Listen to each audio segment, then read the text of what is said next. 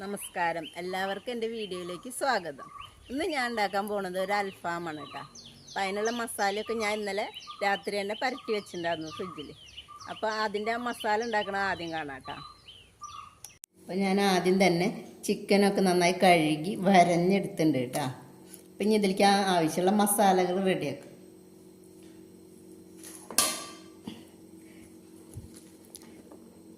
ഒരു 6-8 ചുവന്നുള്ളി കേട്ടോ, ഒരു വലിയ പീസ് ഇഞ്ചി, ഒരു 12ഓളം വെളുത്തുള്ളി, 3 പച്ചമുളക്, പിന്നെ ഞാൻ പച്ചക്കുരുമുളകാണ് എടുത്തുള്ളത് കേട്ടോ. അത് 2 ടീസ്പൂണൊക്കെ ഉണ്ടാവും കേട്ടോ. അത് അതിലേക്കിടാം. അതില്ലാത്തവർ ഉണങ്ങിയതായാലും കുഴപ്പമില്ല കേട്ടോ. പിന്നെ ഒരു പിടി മല്ലിയുടെ അല്ലെങ്കിൽ പുതിയനയും കൂടി ഇട്ടുള്ളത് കേട്ടോ.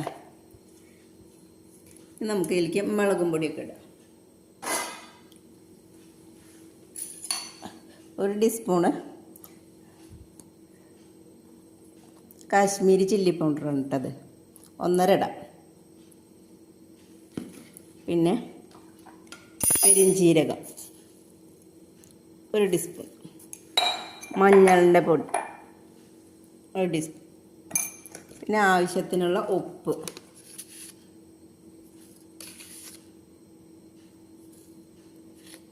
ശരിയും കൂടി, പിന്നെ ഒരു ചെറുനാരങ്ങയുടെ നീര് കേട്ടോ, അത് പിഴിഞ്ഞിട്ട്,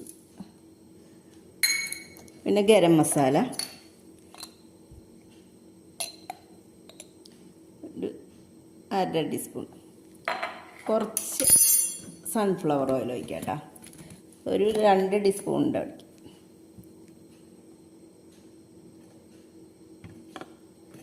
ഇത് നമുക്കൊന്ന് അടിച്ചെടുക്കാം കേട്ടോ. ഞാൻ ഇത് അരച്ചെടുത്തിട്ടുണ്ട് കേട്ടോ. ഇത് നമുക്ക് ചിക്കനിൽ പുരട്ടി കൊടുക്കാം കേട്ടോ. ഒരു ചിക്കൻ്റെ പീസ്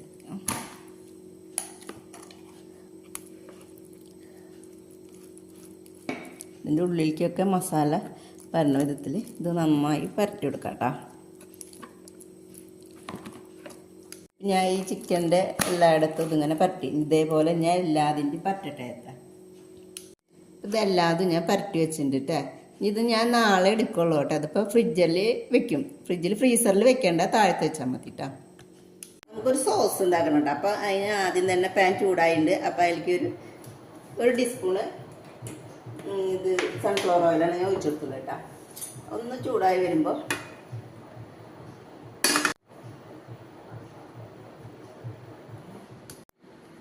രണ്ട് ടീസ്പൂണ് കാശ്മീരി ചില്ലി പൗഡർ, പിന്നെ ടൊമാറ്റോ സോസ് ഒഴിച്ചെടുക്കാം കേട്ടോ. ഇതൊന്ന് ചൂടായി വരുമ്പോൾ ഇതിൽ കുറച്ച് ചില്ലി ഫ്ലേക്സ് ഇട്ടുകൊടുക്കാം കേട്ടോ. 1 ടീസ്പൂൺ കേട്ടോ. ഇത് ഓഫാക്കാം കേട്ടോ.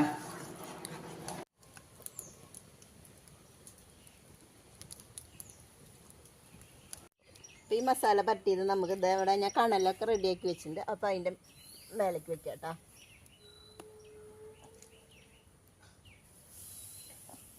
എല്ലാ പീസും 5 പീസ് അതിൽ വെച്ചു കേട്ടോ. ഇത് ഞാനൊന്ന് മറിച്ചൊക്കെ കേട്ടോ.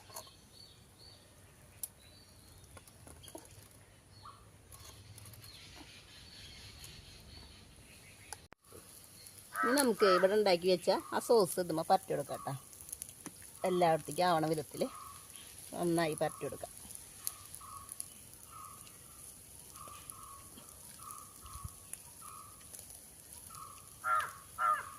നമുക്ക് ഇപ്പുറത്തെ സൈഡിലും ഇത് പരട്ടി കൊടുക്കാം കേട്ടോ, ഈ മസാല.